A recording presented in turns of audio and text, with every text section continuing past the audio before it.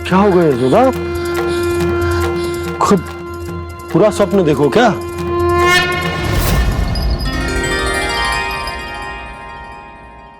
अरे वाह कान्हा, आज तो समय से पहले ही तैयार होगा तू।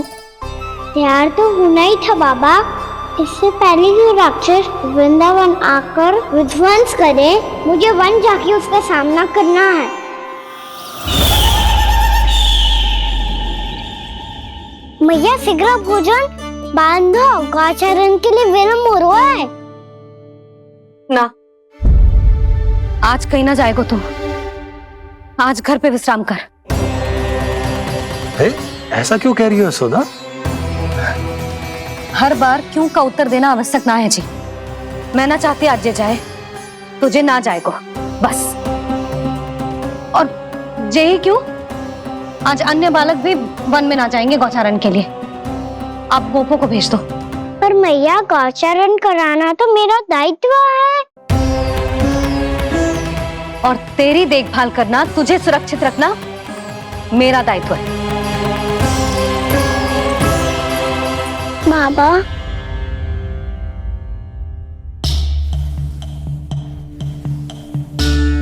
आज कछु मत बोल लल्ला। कभी कभी तेरी मैया को मना पाना मेरे बस की भी बात ना होती।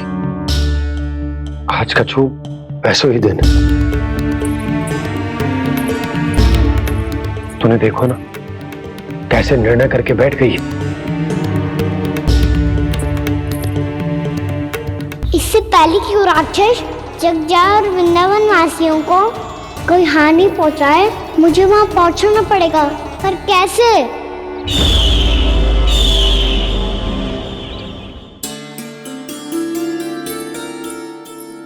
मैया, जाने दो ना, हाँ तो क्या कहेंगे सब। कान्हा ने दूसरे दिन ही छुट्टी ले ली। जिसे जो कहना है कहे। मेरे लिए तेरी सुरक्षा से अधिक महत्वपूर्ण और कछु ना है। देख लल्ला, ना जाने क्यों मेरा मन कह रहा है कि आज वन सुरक्षित ना है। इसीलिए हट मती कर। आज किसी भी मूल्य पे जाने ना दूंगी तुझे।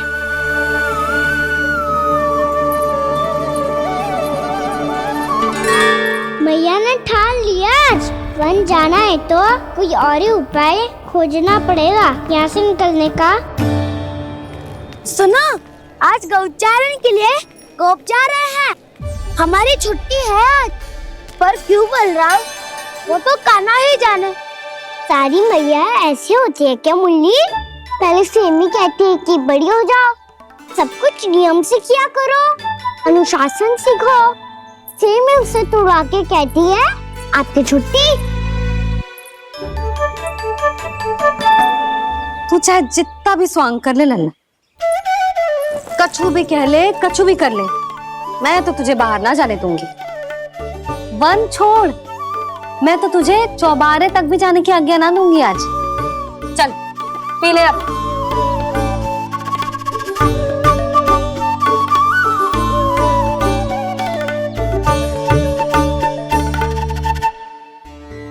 आप समझ नहीं रही हो, मैं नहीं गया तो बहुत बड़ी समस्या हो जाएगी मैया।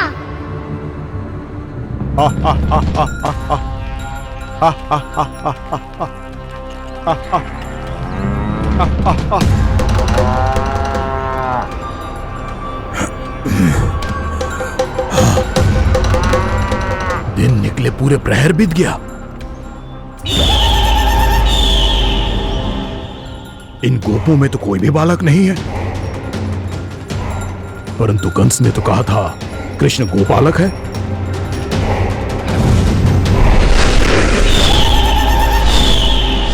लगता है मुझसे भयभीत हो गया है वो, तभी तो आज गौचारण के लिए नहीं आया। पर मैं भी बकासुर हूँ, जल में छिपी हुई मछलियों को ढूंढ निकालना बहुत अच्छी तरह आता है मुझे।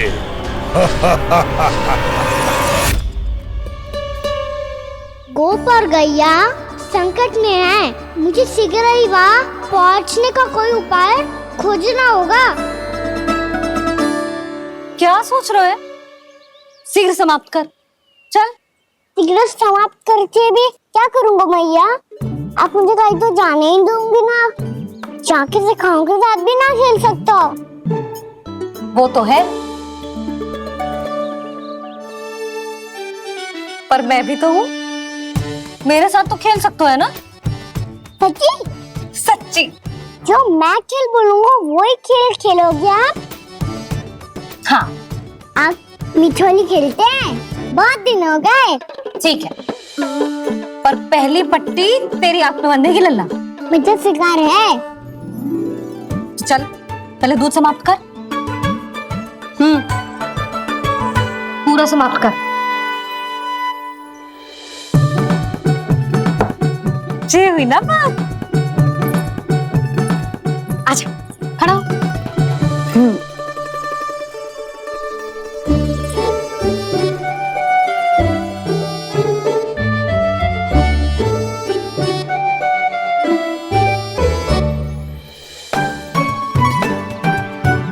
कुछ दिख तो ना रहा।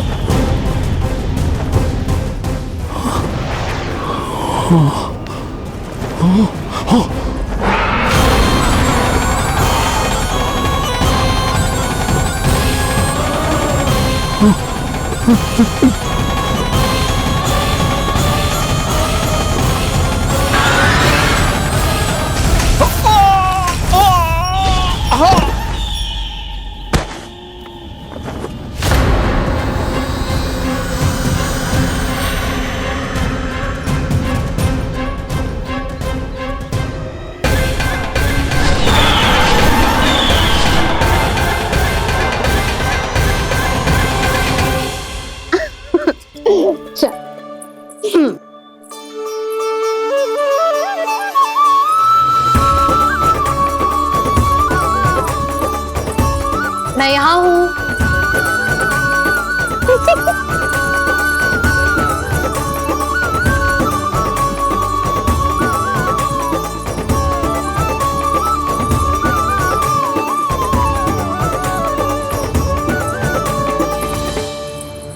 इससे पहले कि वो राक्षस किसी को हानि पहुंचाए, मुझे उस तक पहुंचना होगा।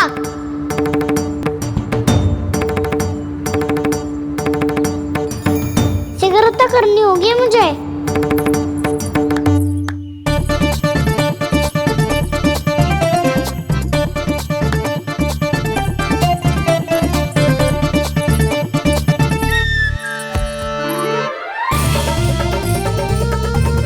पकड़ लियो मैया, पकड़ लियो। हाँ हाँ पकड़ लियो। पर तू तो अभी वहां था ना, यहाँ कैसे आ गया? आप भी तो वही थी मैया, शीघ्र यहाँ कैसे आ गए? बहाना बनाने से ना बनूंगा मैं। चलो अब आपकी बारी। हाँ हाँ ठीक है।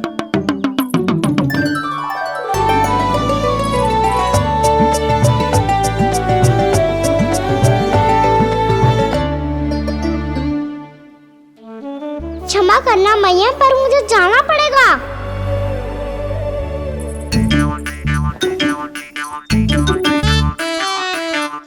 मैया पकड़ो मुझे। कहाँ है लल्ला?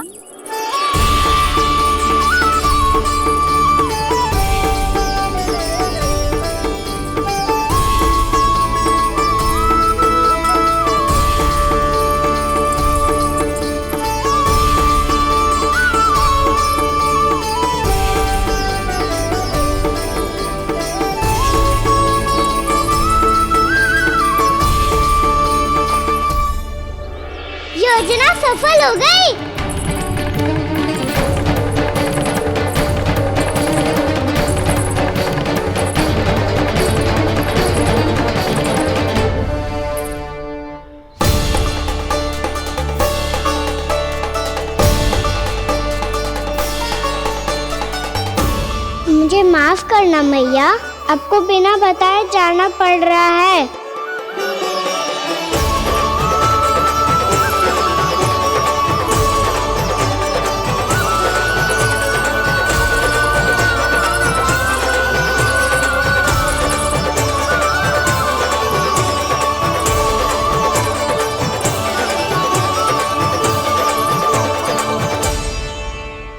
कोई खेल भी ना मिल रहा अभी तक। कहना तो अभी बता दे तो। हो तो ना सुबल, वो देख।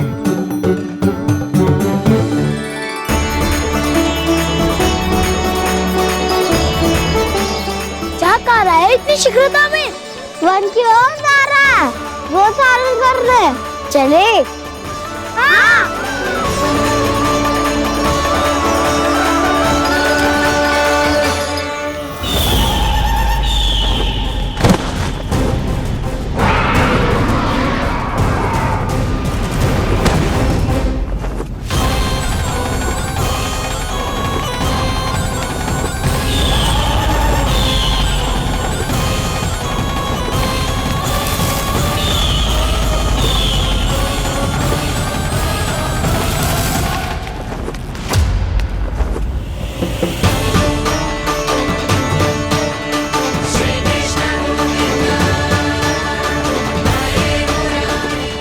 राक्षस पंक्ति, राक्षस पंक्ति।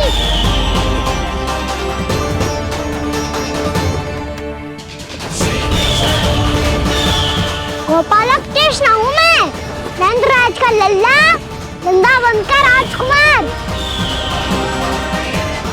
मेरे रहते तो मेरी प्रजा को कोई हानि ना पहुंचा सकता। तू है कृष्ण? तुझ पर क्या प्रहार करूं मैं? मुझे तो लगा था विष्णु की तरह तेरे एक हाथ में चक्र होगा, दूसरे में गदा, पर तू तो नन्हा सा बालक है। कोई शक्ति नहीं है तेरे पास और ना ही है कोई अस्त्र या शस्त्र। तेरा सामना करने के लिए मुझे अस्त्र और शस्त्रों की आवश्यकता ना है राक्षस। वकासुर नाम है मेरा, वही वकासुर जो अपनी बहन पूतना की हत्या का प्रतिशोध लेने आया है।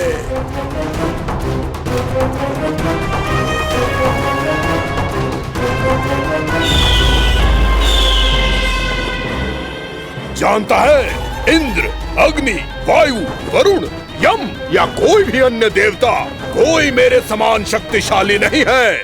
और तू मुझ जैसे पर्वत के सामने एक तिनके जैसा तू करेगा मेरा सामना? तू रोकेगा मुझे? बस एक ही प्रहार में तुझे अपना आहार बना लूंगा मैं। छोटा चना बाजेगा ना।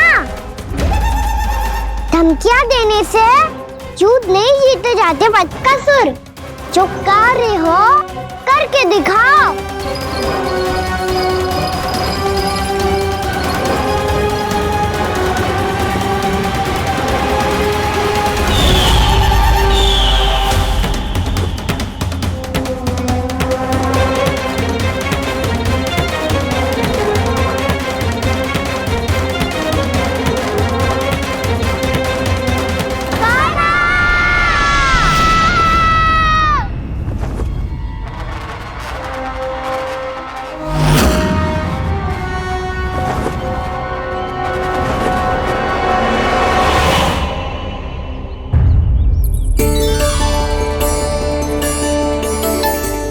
लल्ला, देख तेरी मैया थक गई है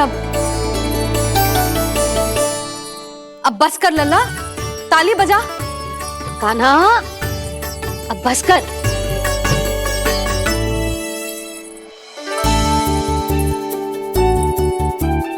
ताली बजा, ताली बजा, कोई संकेत तो दे, बता कहाँ है तू? पकड़ लिया।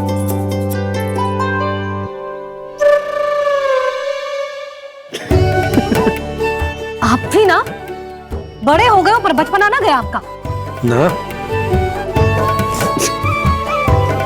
बच्चे कहाँ गया? जी रोकाना।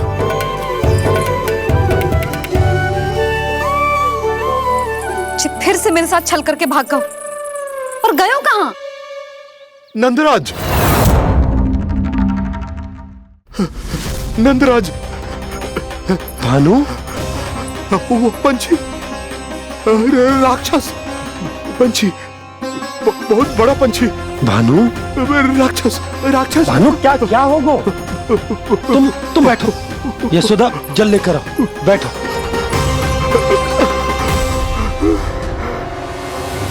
यदि आपको भूख लगी है तो मुझे खा लो, पर मेरे सखाओं को छोड़ दो पंछी जी। आप मुझे ही खा लो, लेकिन कान्हा को छोड़ दो।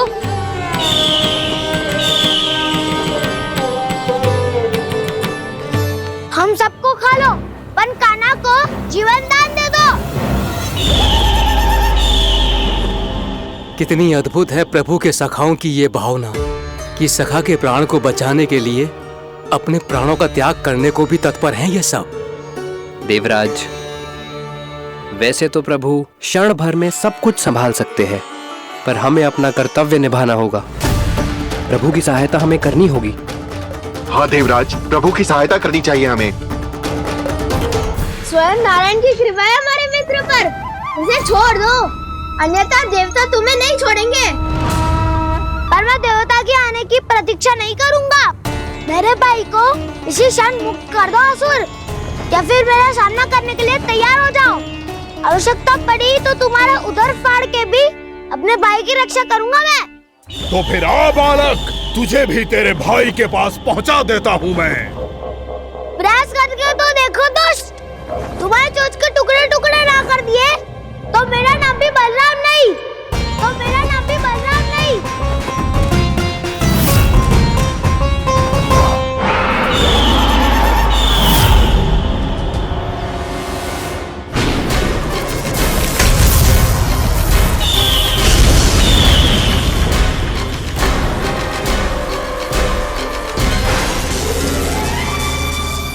तेरी प्रार्थना स्वीकार हो गई मधु।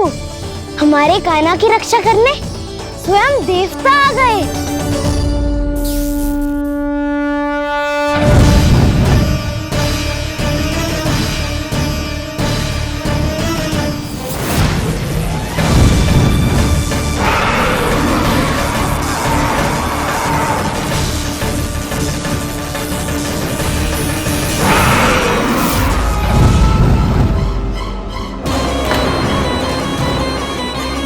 बस करो इंद्र, अपने वज्र का प्रयोग मत करो।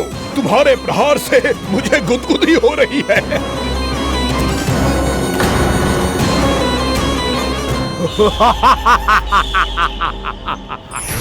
पर मेरी ज्वाला गुदगुदी नहीं करेगी वकासुर, जलाकर भस्म कर देगी।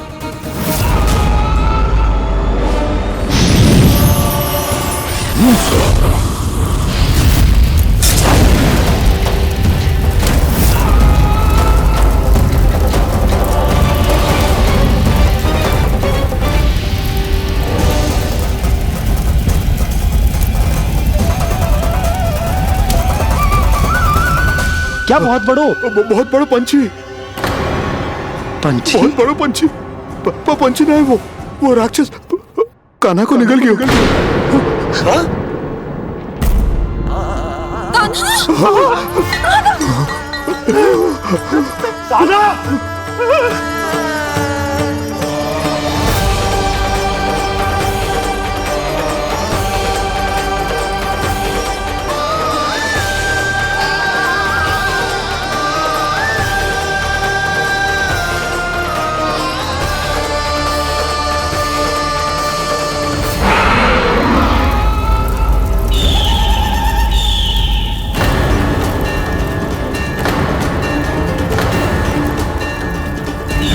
मेरे उदर की जठराग्नि भी तुम्हारी ज्वाला से अधिक तीव्र है अग्निदेव।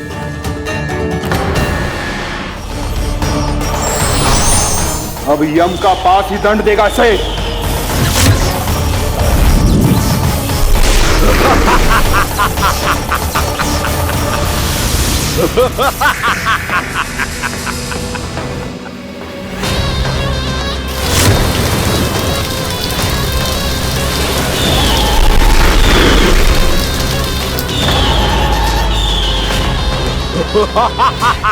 तूने जल की धार को भले ही काट दिया हो दुष्ट, पर हिम में धार नहीं होती। अब मेरी हिम शक्ति तुझे जमा कर नष्ट कर देगी।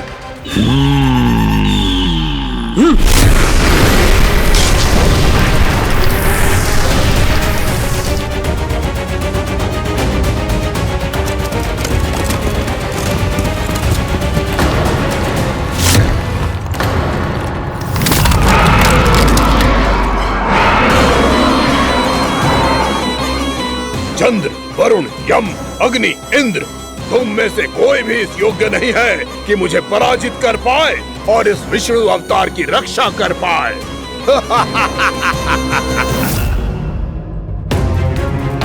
इस असुर को तो देवता कुछ ना बिगाड़ पा रहे हैं। अब क्या होगा खाना का? बकासुर, मैं अपनी किरणों की ताप से तुझे छल्दी छल्दी कर दूंगा।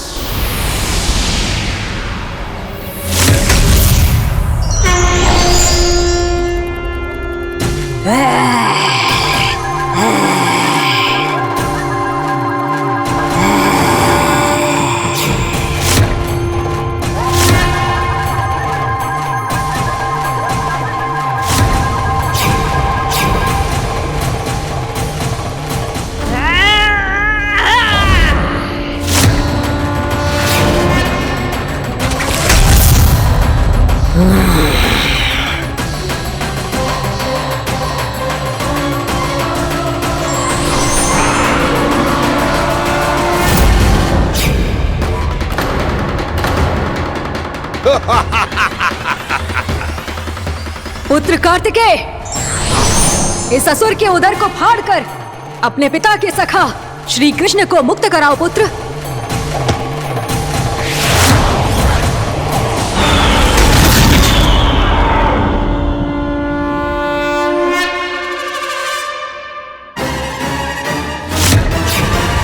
मैंने कहा था, तुम में से कोई भी मेरा बाल भी बांका नहीं कर पाएगा। तुम देवताओं का तो सामर्थ्य ही क्या, स्वयं देवों के देव महादेव भी मेरा कुछ नहीं बिगाड़ पाएंगे। कृष्ण को अपने उदर में ही पचा जाऊंगा मैं।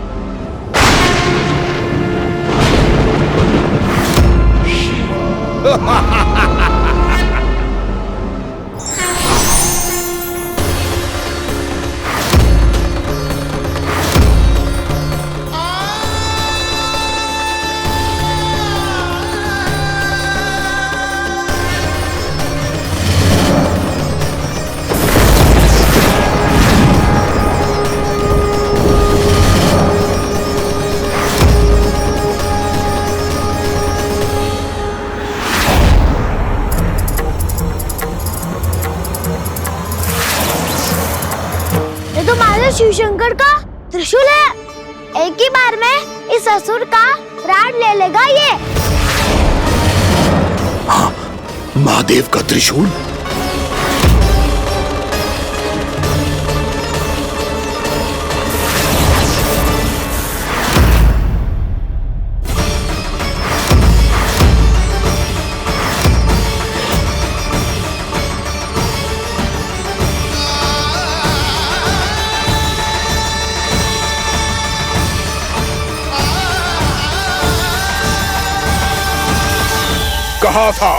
कहा था मैंने, स्वयं महादेव भी मेरा कुछ नहीं बिगाड़ सकते।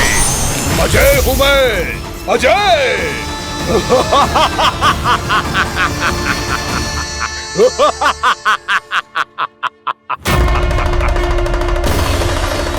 प्रभु, आपके त्रिशूल की महिमा तो अपरंपार है, तो फिर ये ठहर क्यों गया?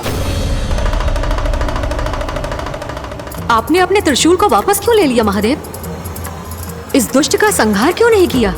क्योंकि इसकी मृत्यु मेरे हाथों नहीं, मेरे सखा नारायण के अवतार श्री कृष्ण के हाथों ही होगी, और यही विधि का विधान है।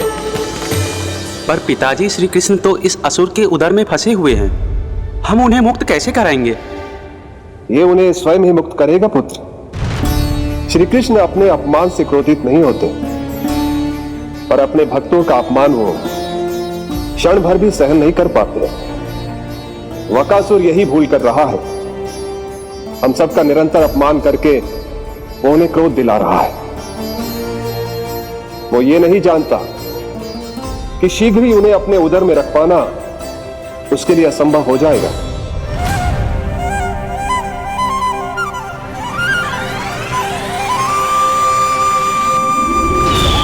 क्या हुआ महादेव? पराजित होकर भी मुस्कुरा रहे हैं। पर अब तो महादेव कहलाने के भी योग्य नहीं रहे आप। असफल देवताओं की इस अयोग्य सेना को लेकर चले जाइए यहां से। ना ये मेरा सामना कर सकते हैं और ना ही आप। मेरी शक्ति के सामने आप अक्षम हैं महादेव।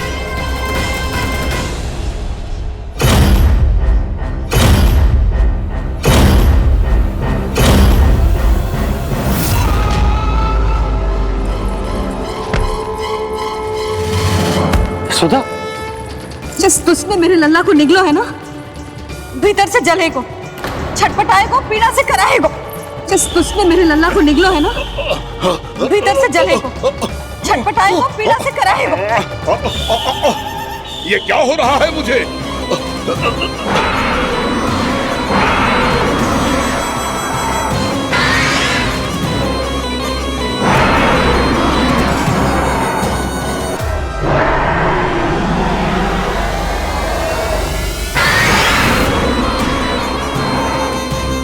मुझे ऐसा क्यों लग रहा है जैसे भीतर से जल रहा हूं मैं? ये क्या हो रहा है मुझे?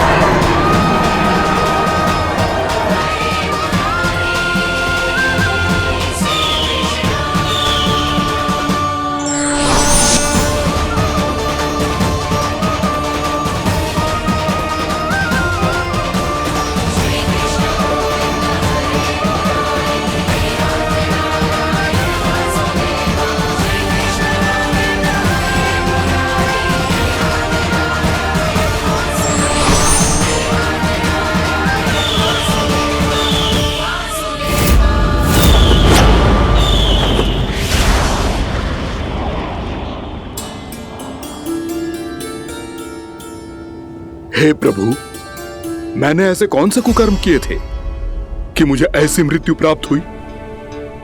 और ऐसे कौन से सुकर्म किए थे कि आपके हाथों से मुझे मोक्ष प्राप्त हुआ है प्रभु? में स्मरण करो, हे गिरीश की पुत्र वकासुर। स्मरण करो, कैसे अपने पिता की तरह अभिमान से भरे हुए थे तुम। स्मरण करो, कैसे हमें पराजित करने के लिए पूरी सृष्टि को संकट में डाल दिया था तुमने। और हमें विवश होकर पराजय स्वीकार करनी पड़ी थी। स्मरण करो कैसे तुमने देवराज इंद्र का छत्र चुरा लिया था। पर यह सब भी पर्याप्त नहीं था वकासुर। तुम्हारे पापों का घड़ा तब भरा था जब तुमने देवी गंगा के जल में साधना करते हुए जजाली मुनि की तपस्या में व्यवधान डाला था।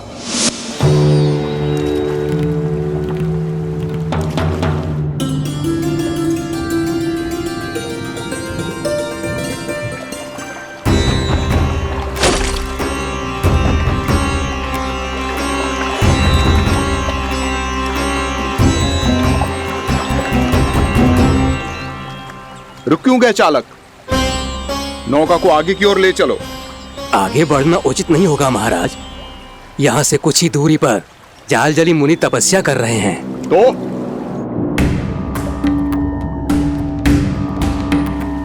मेरे मत्स्य आखेट के क्षेत्र में इसने तपस्या करने की भूल की है।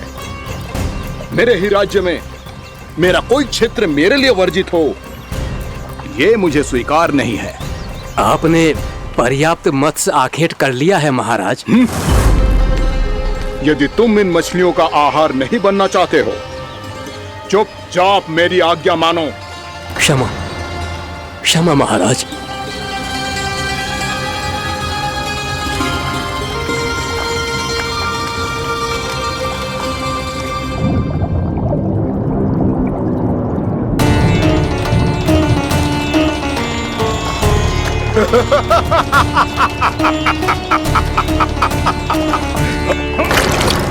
मुनिवर रक्षा कीजिए मुनिवर, हमारे प्राण बचाइए मुनिवर, मुनिवर हमारे प्राण बचाइए।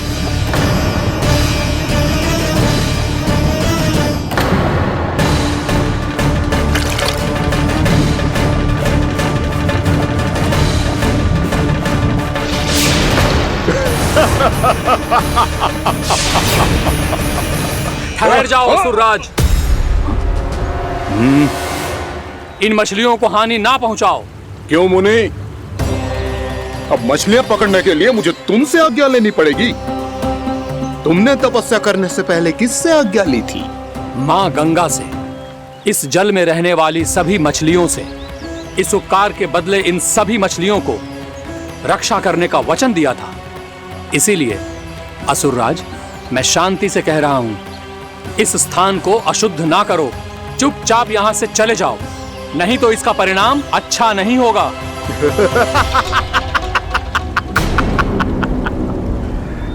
तुम जिन देवताओं की तपस्या कर रहे हो ना मुनि, उन्होंने भी मेरा कुछ नहीं बिगाड़ पाया था, और तुम मुझे धमकी देने का दुस्साहस कर रहे हो।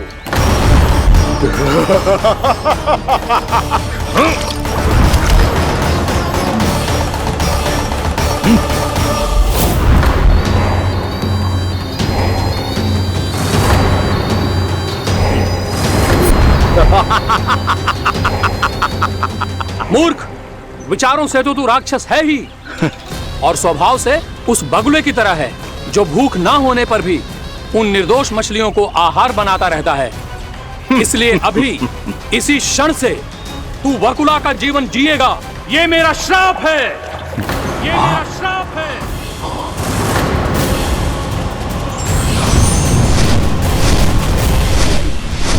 श्राप पाने के बाद तुम्हें आभास हुआ कि तुमने कितना बड़ा अपराध किया था, और तब तुम जजाली मुनि से क्षमा याचना करने लगे। तुम्हारे अपराध बोध को जानकर मुनि श्रेष्ठ शांत हुए और उन्होंने तुम्हें वरदान दिया।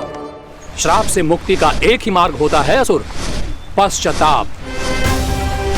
तुम्हें अपने भूल का पश्चाताप है, इसीलिए मैं तुम्हें वरदान देता हूं। तुम्हें मेरे श्राप से मुक्ति अवश्य मिलेगी। स्वयं प्रभु श्री नारायण के अवतार इस बगुले के देह के बंधन से तुम्हें मुक्त करेंगे।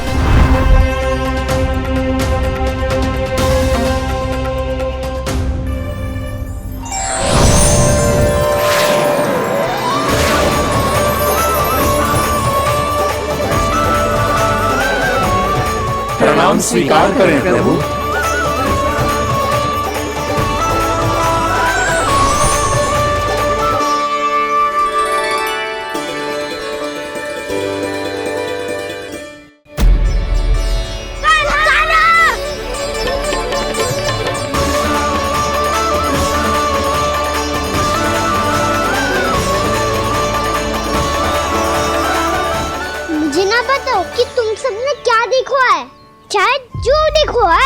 बस मैया से कछु मत ही बताना।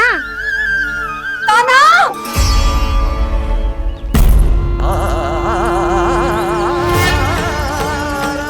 कान्हा!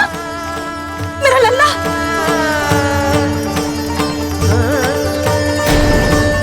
भानु बता रहा था तुझे कोई असुर पंछी निकल गया था। हाँ?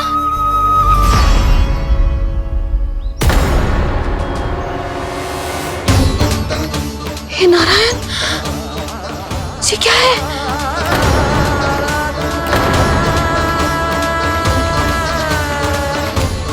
ये सब कैसे हुआ लल्ला? हाँ? कोई बताएगा मुझे ये क्या है?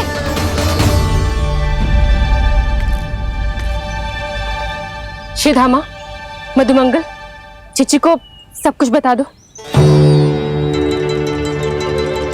ये असुर पक्षी मुझे निकलने वाला था रानी भाभी, तभी अंतिम क्षण में कान्हा ने आके मुझे बचा लियो। और ये असुर पक्षी ने कही कि यह है वृंदावन का राजकुमार, नंदराज का लल्ला।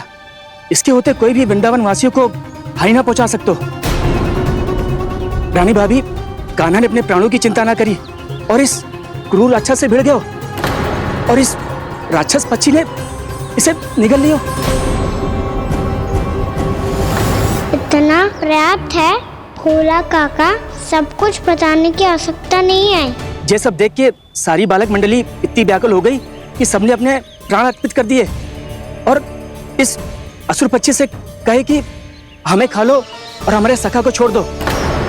इन बालकों का पराक्रम देख के सभी देवतागण यहाँ आ गए और उनके हृदय भी पिघल गए और उन्होंने इस राक्षस पक्षी से युद्ध करके इसे मार गिराया। देवताओं के राजा इंद्र के वज्र का प्रहार तो मैंने अपनी आंखों से देखा है ताई जी। और फिर उसके बाद अग्निदेव ने अग्निवस्त्र का प्रहार किया। जय ना काकी, वरुण देव, कार्तिकेय, यमदेव सबने मिलके युद्ध किया इस राक्षस से। कहा था अभी मत बोलना। अरे सब मिलके फंसा दोगे मुझे। सर माँ भद्रकाली, हमारे शिव शंकर भी आए थे छोटी माँ। जाओ आप भी। बाबा साईता, मुझे लगता है कि ये कान्हा भी इन्हीं देवताओं में से एक है। संभव तो है जीजी। स्मरण है पूतना और तृणावर्त के आक्रमण के समय भी ऐसा ही हुआ था। सभी राक्षस मारे गए थे पर अपने कान्हा को एक खरोच तक न आई थी। हाँ जीजी, मुझे लगता था कि श्री नारायण की विशेष कृपा है हमारे कान्हा पे, पर अब तो देख के लग रहा है कि हमारा कान्हा ही स्वयं श्री नारायण है। या फिर उनका अवतार है ये। अरे बस करो तुम सब,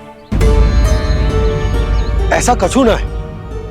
अरे जितनी बात सुनी है उससे तो यही लग रहा है कि कान्हा देवताओं और असुरों की युद्ध के बीच में फंस गया था। उसका इस सब से कोई लेना देना ना है। तो फिर इसके तन पे एक भी खरोच क्यों ना आया नंदराज? हाँ।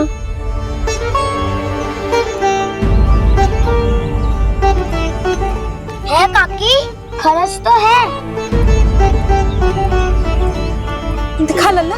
भैया बात भी आ रही है, कुछ करो ना। चिकोपिया भी ना अति करती है। श्री नारायण का अवतार हो तो इतनी तनिक सी खरोच पे ऐसे रो तो क्या? बस बहुत होगा। अब तो तुम सबने सीमा ही पार कर दी है। कभी से श्री नारायण बुलाते हो, कभी श्री नारायण का अवतार। तनिक कछु हो ना जाता है कि तुम सब कहानियां बुनने लगती हो। जे बस साधारण सा बालक है, मेरा लल्ला है जे भगवान मत ही बनाओ।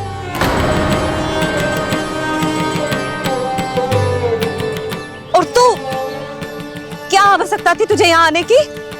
हाँ, वो भी मुझे बिना बताए। मेरे से छल करके आए हो तू। अब तू घर चल, ऐसा दंड दूंगी ना कि मैया बात पीड़ा हो रही है। मैया बात पीड़ा हो रही है मैया। हाँ नन्ना, तू घर चल, मैं तुझे औषधि लगा दूंगी। हल्दी का लेप लगाऊंगी ना, झट से ठीक हो जाएगा। चल चल।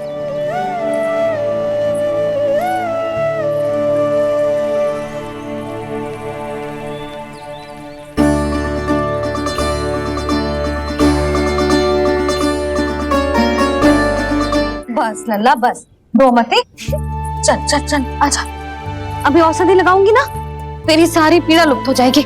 आजा आजा, बैठ जा लल्ला।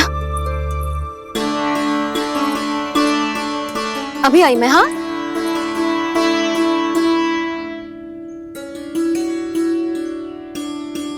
मैया। अरे तो अभी तक रो है? क्या कह रही थी सारी गोपियां? बता। के मेरा लल्ला श्री नारायण का अवतार है, दिव्य है, भगवान है। और जो भगवान इतनी छोटी सी चोट पे रोते हैं क्या? इतनी तो लगी भी ना है तुझे जितना तो तू आ ऊ कर रो है।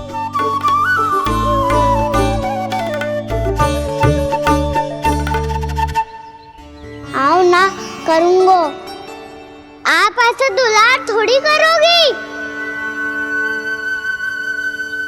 ओहो, वृंदावन का गौपालक जो इतनी छोटी सी चोट पे रोता है ना? गोप बालकों का मुखिया इतनी छोटी सी चोट पे रोता है? मेरा लल्ला तो सबसे शक्तिशाली है, जो इतनी छोटी सी चोट तो क्या बड़े बड़े राक्षसों से भी ना घबराता है। हाँ, एक बार में सबको समाप्त कर देता है कि ना? हाँ मैया, यदि कोई राक्षस वृंदावन की ओर टेढ़ी दृष्टि करके आएगा तो सबसे पहले कान्हा को सुरक्षा में खड़ा पाएगा, फिर चाहे जो बाल बन के आए या बगुला बन के।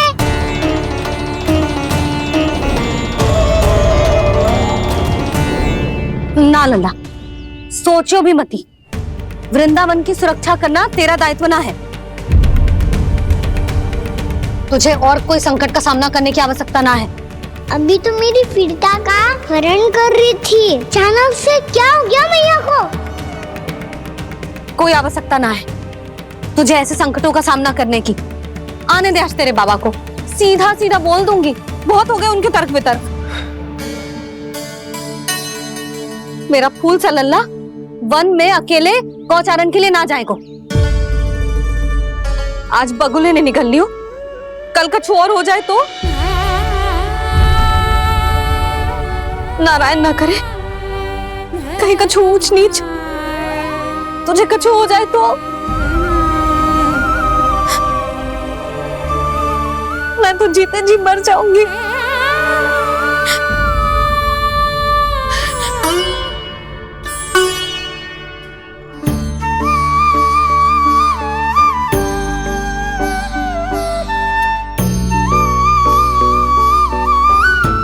मेरी लल्ला की वीर मैया इतनी से बात तो रोती है क्या? क्या करूं कान्हा, तुझे ऐसे बार बार संकट के मुंह में जाते हुए ना देख सकती मैं। तो फिर मैया मैं वचन देता हूँ, आज के बाद मैं गौचारण के लिए तभी जाऊंगा जब आप आज्ञा दोगी। पक्का? छल ना करेगा ना मेरे साथ? मैंने कब छल करो मैया? अच्छा ठीक है, ना करूँ छल। यदि आपसे पूछे बिना बाहर निकलो तो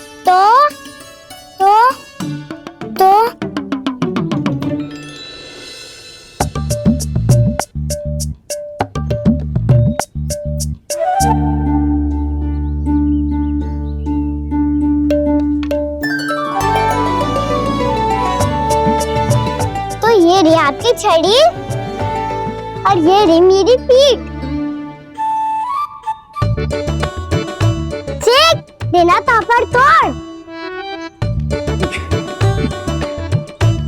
ठीक है, जब तूने अपना दंड निर्धारित कर ही लियो है तो सोच ले, अब अगर तूने मेरी बात ना मानी तो तोड़ तोड़ छड़ी पड़ेगी, समझ आई?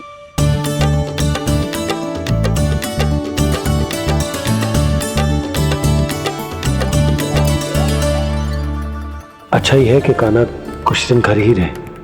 राजवन में जो हुआ है अवश्य कंस ने ही करवाए हुए वो सब।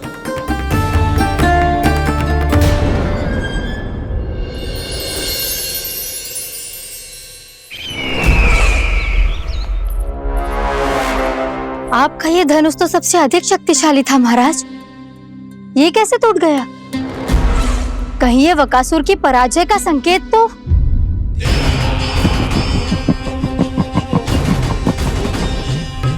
प्राप्ति, लगता है तुम्हें शुभ समाचार मिला नहीं। उस बकासुर ने उस विष्णु अवतार को जीवित ही निगल लिया है। अरे अब तक तो उस नन्हे से बालक को पचा भी चुका होगा वो। उसके तन में रक्त बनकर वो विष्णु अवतार और उसकी शक्तियां और रही होंगी। क्षमा कीजिए महाराज। क्षमा कीजिए, इस अशुभ से मुख से शुभ समाचार आने दो।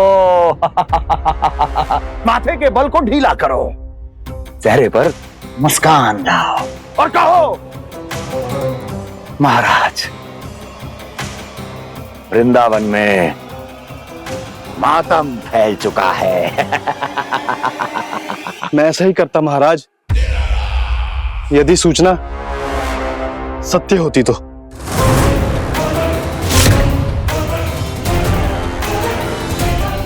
कहना क्या चाहते हो? एक क्षण में सूचना उगलो, अन्यथा मेरा योद्धा बकासुर विष्णु अवतार की तरह तुम्हें भी जीवित निकल जाएगा। आने दो। बकासुर मारा गया महाराज, बकासुर मारा गया महाराज, बकासुर मारा गया महाराज। बकासुर मर चुका है? असंभव। असंभव। बकासुर ने उस बालक को निगल तो लिया था, पर उसकी सुरक्षा करने के लिए सभी देवता वहां प्रकट हो गए, पर फिर भी कोई बकासुर का सामना नहीं कर पाया। और फिर क्या हुआ? वो बालक स्वयं ही बकासुर के उदर से बाहर आ गया और उसकी चोंच तोड़कर उसकी हत्या कर दी।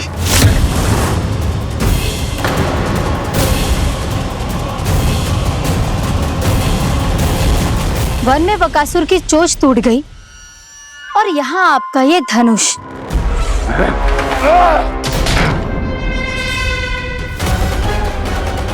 केवल नहीं टूटा तो आपका ये भ्रम महाराज। क्षमा कीजिएगा महाराज, आपका भ्रम टूटना आवश्यक है।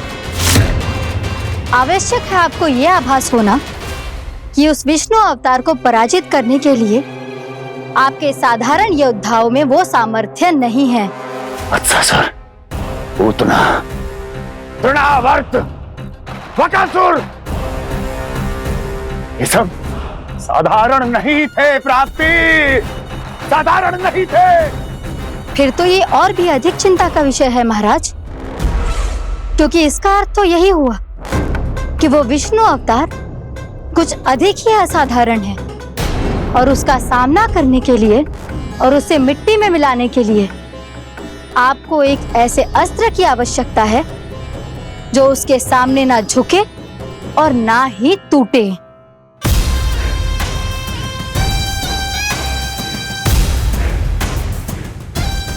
तो फिर मैं ऐसा ही असत्र ढूंढूंगा, चाहे आकाश पाताल एक क्यों ना करना पड़े मुझे, 10 दिशाएं 14 भुवन क्यों ना नापने पड़े मुझे।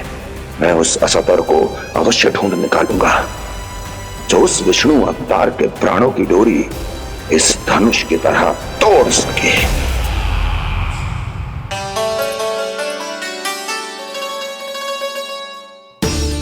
थैंक्स पापा, मैंने मैया को वचन दिया है कि जब तक नहीं चाहेंगी मैं वन नहीं जाऊंगा। इसलिए आप मुझे मारने के लिए कोई शक्तिशाली असुर ढूंढने में व्यस्त रहो।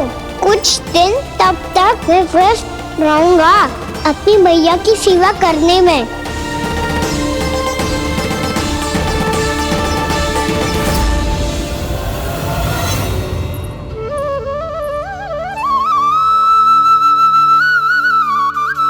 लो मैया, तुलसी जी को चढ़ाने के लिए जल।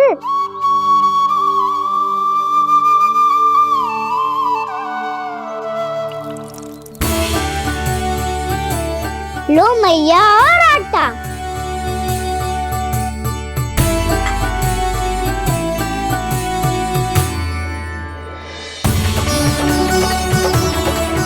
मैया, बेलन।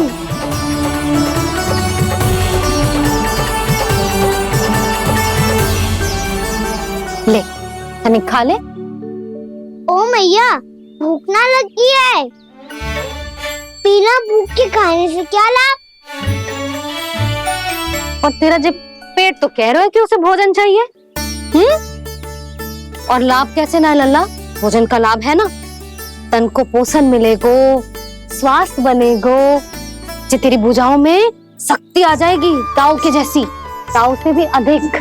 तेरे जे केस भी लंबे हो जाएंगे। सच्ची मैया? सच्ची। माप के देख लियो नित्य दिन। तनिक खा।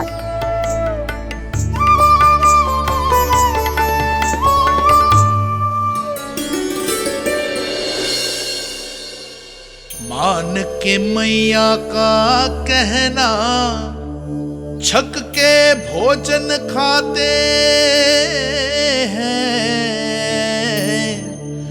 नित्य मापते भुजा केश, पर ज्यों का त्यों ही पाते हैं।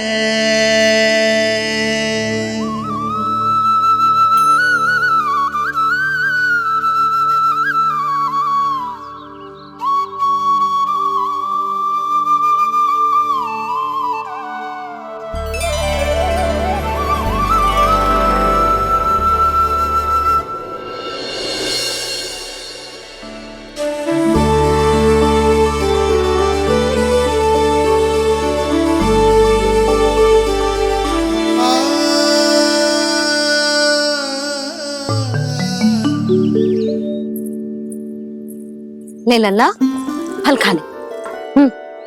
ना, मुझे ना खाने फल वल। क्यों? लंबे केस और शक्तिशाली भुजाएं ना चाहिए? व्यर्थ है ये सब। पिछले 10 दिनों से देख रहा हूँ, ना केस लंबे हुए हैं, ना भुजाएं शक्तिशाली बनी है। 10 दिन में कछु ना होने वाला। 10 सप्ताह ऐसे खाएगो ना, तब जाके कछु बदलाव दिखेगो। समझ आई? चल अब खा ले। वैसे भी मुझे बहुत सारी तैयारियां करनी है आज। इसीलिए मैया, एकादशी के व्रत के लिए लल्ला। सुनो जी, सारी सामग्री आ गई? हाँ, तुमने जो कही थी सब ले आए हूँ।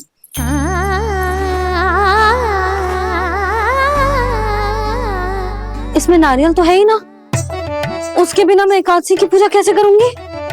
यशोदा, मैंने भोला से कह दिया, वो लेकर आते ही होगा। घबराओ मत। कैसे ना घबराओ जी, आपको पता है ना एकादशी का व्रत मेरे लिए कितना महत्वपूर्ण है। पता है। अरे इसमें तो दिए भी ना है। दिए ना है? अब मैं अभी लेकर आता हूँ। आप रहने दो, मैं ही लेके आती हूँ। भक्त भोला राम के यहाँ से है। भक्त भोला राम? मेरा अर्थ है कुमार भोला यहाँ के यहाँ से। हाँ हाँ, वो ही।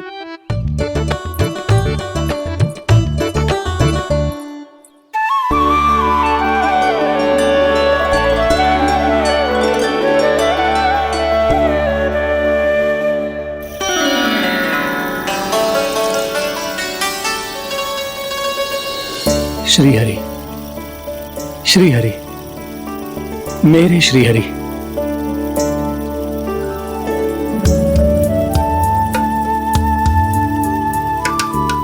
मेरे श्री हरि। भोला राम, मेरी मटकी तैयार है? मेरे श्री हरि, मेरे श्री हरि।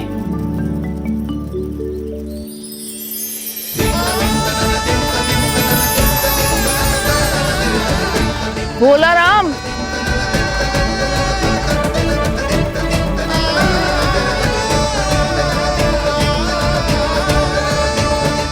भोला काका, ओ भोला काका।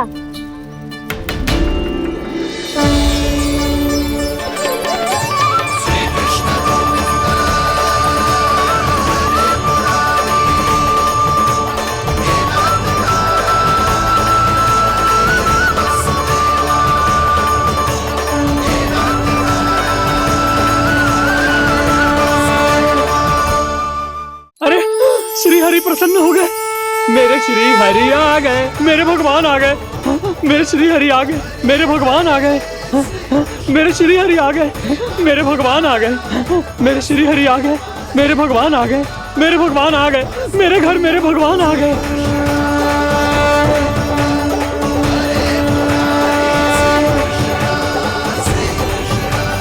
मेरे घर आ गए, मेरे श्री हरि आ गए, हाँ मेरे श्री हरि आ गए। ये तो बावले थे ही, अब बालकन को भी साथ में मिला लिए। उज्जवल क्या कर रहा है? अरे ठहर जा बोला।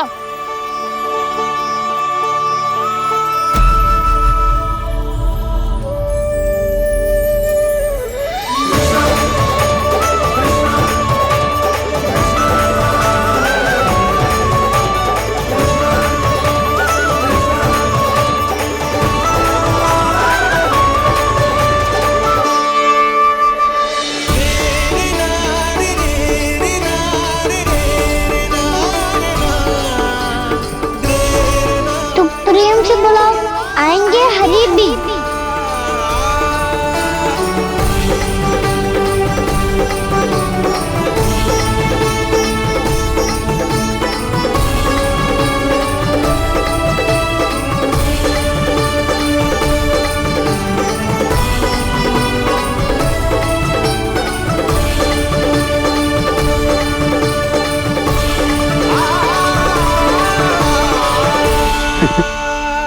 क्या वो गाना?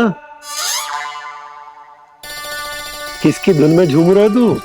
निर्मल निशा भक्ति की धुन में।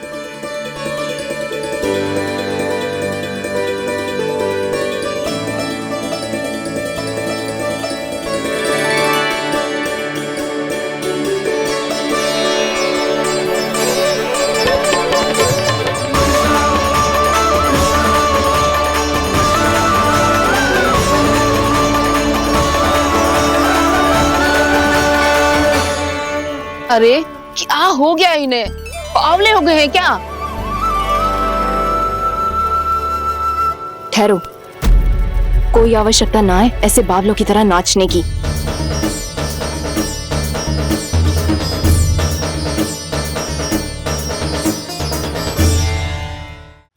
जे बावले ना है मौसी, भक्ति में रम गए हैं। बस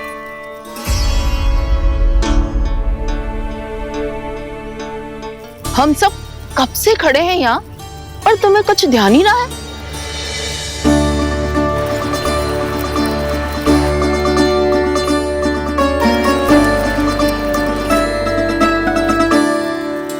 नाच गाने में ऐसे मगन हुए कि हमें देखा भी ना। मुझे नाचते हुए देख मेरे श्री हरि को इतना आनंद आ रहा था कि मैं अपने आप को रोक नहीं सका। और वैसे भी मेरे जन्म का एकमात्र उद्देश्य है श्री हरि की सेवा करना, श्री हरि को प्रसन्न करना। तुम बावले हो भोलाराम या हमें बावला बना रहे हो? श्री हरि और तुम्हें देख रहे हैं? हाँ, अभी वो यहीं थे, देख रहे थे। भोला काका, आपने भी ना अति कर दी। अब हमें भी बताओ तनी, कहाँ थे श्री हरि?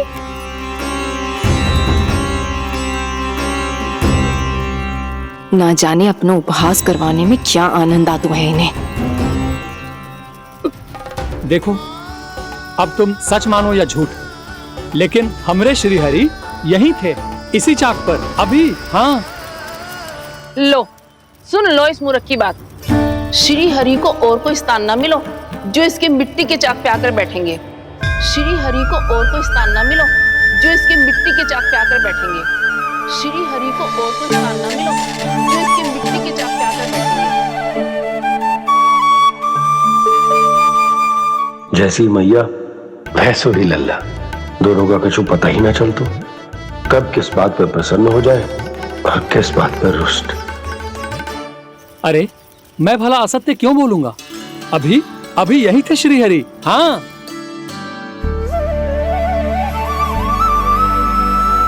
हाँ, जैसे श्री हरि को तो कोई कार्य है ही ना। वो तो आतुर होके बैठे रहते हैं कब तुम हरि हरि बुलाओ और वो दौड़े चले आए। भगवान तो भक्तों के पास आने के लिए सदैव आतुर रहते हैं। बल्कि सत्य तो यह है कि भक्तों के मन में ही निवास करते हैं भगवान। इस तरह के और भी एपिसोड देखने के लिए हमारे चैनल को सब्सक्राइब करें और बेल आइकन दबाना ना भूलें।